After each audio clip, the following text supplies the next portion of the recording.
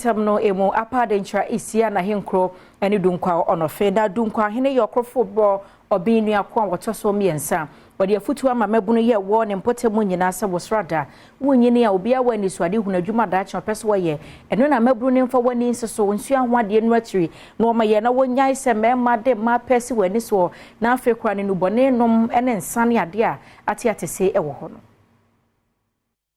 Dunkwahene okofrobo oben nuaku a otoso miensa ekasa ewa kwesidai dwumadie bi ekoso ewo mpatemu no wode futuo ema mabunu no se womo enhwe se womo ebetwem ho ede afi no bonimu wosan so ede to awofo anim se womo hwe se womo bema wonani akowone ema ho se ne nkwadai ebetimi enya daachi papa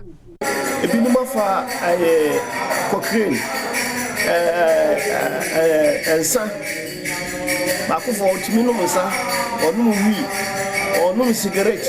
okeka ne mani nyina bom owi a wasanso afa ma penso aka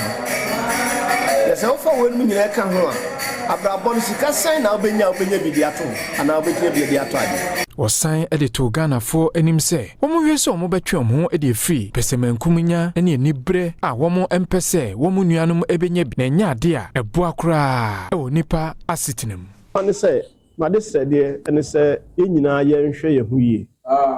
na ye ma obuo ene anidie